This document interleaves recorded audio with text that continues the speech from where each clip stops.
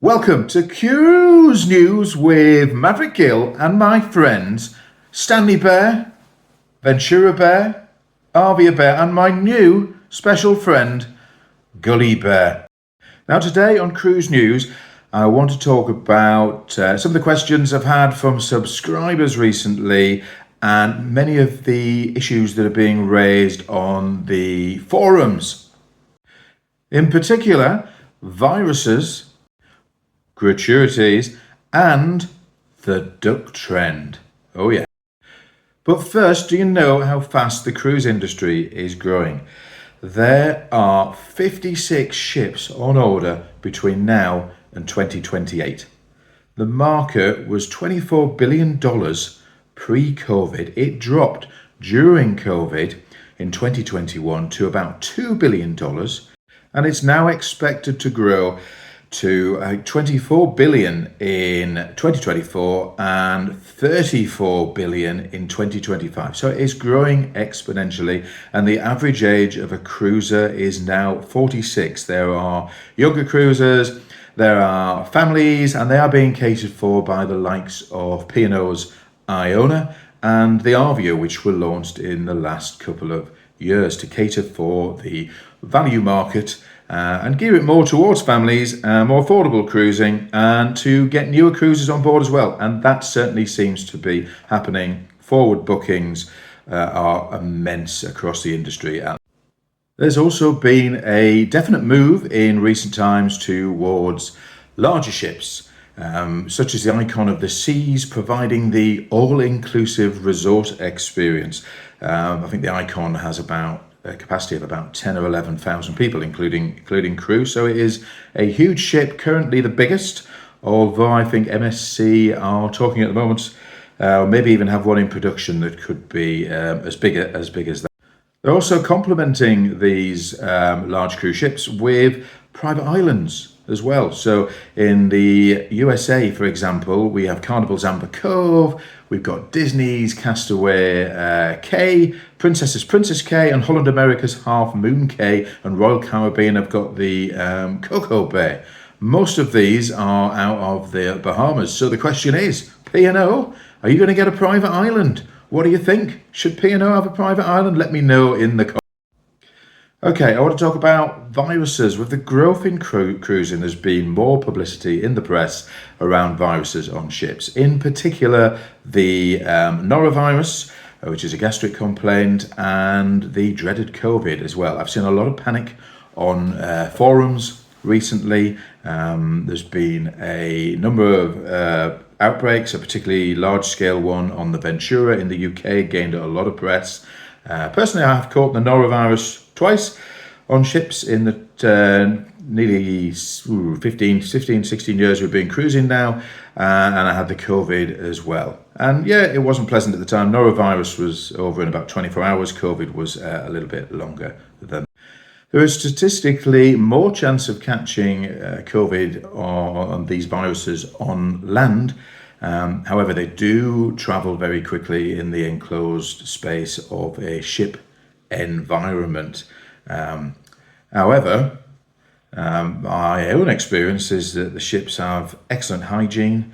There's a lot of deep cleaning that goes on, regular cleaning around the ship, hand gels provided, etc., etc.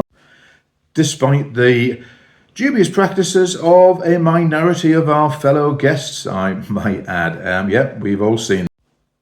Now, I know some people are afraid of this, and I have seen people that have been put off cruising as well.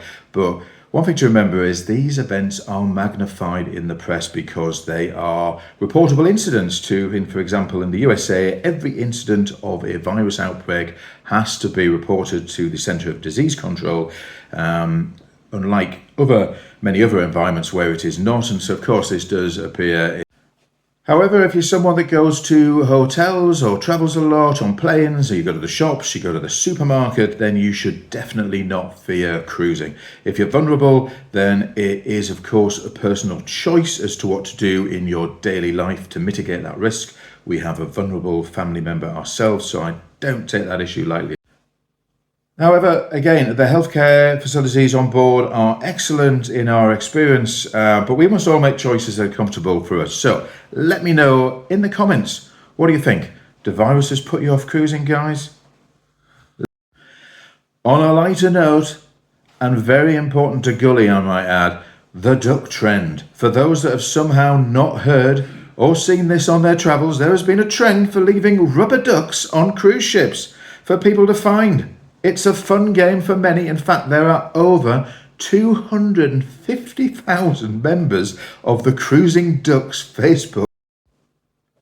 But there have been some safety issues as people are putting them in more and more adventurous places, which is leading to some passengers to take risks to actually get these ducks, and they have been found in some crazy places on top of lifeboats, near to the edge of the ship. They've even been putting them up in the panels, in the ceiling where ship sensors, safety sensors are held. So, because of this, Disney have banned rubber ducks on their ship, and other cruisers are contemplating what they should do in the future. So what do you think, folks? Should rubber ducks be banned? Should they be banned? Should there be some kind of policy, some procedures, some practices? What do you think? Let me know in the comments. Are they fun or are they a menace? What do you think, Gully? I think Gully likes the rubber ducks, I must admit. But let me know in the comments, guys, what you think. Okay, I've had a number of people asking me about gratuities and whether they should pay. Gratuities with P&O are generally included nowadays, so you don't even need to think about it. But with the American cruise lines, Princess, for example, the cruise gratuities are still a major part of the pay of the people that serve you. Now, they are automatically added mostly when you are on the ship. So what you can do is you can take them off, you can take a portion of them off, but be aware if you do that, you are affecting the pay of the people that serve you. So it is your choice, but there is an impact to what you do. You can also pay extra tips, of course, if you've had amazing service. So let me know in the comment, what do you think about gratuities? Do you pay extra? Do you take the gratuities off? What do you do? What do you think? Let me know, guys. It'd be great to hear your comments on this. And finally, we are getting ready for our British Isles cruise on the Regal Princess, and I will be reviewing the ship for you. I'll be publishing a full tour of the ship and also reviewing many of the ports as well, some of the adventures we get up to there. For any of you that watched the American TV series, this is the Love Boat. So yeah, really looking forward to that one in a few weeks. So if you don't want to miss any of that, then click the subscribe button, hit the notification bell, and you won't miss any of the content that's coming your way. So from Gully and the Bears and myself, safe travels y'all, and carpe diem. Thanks for watching.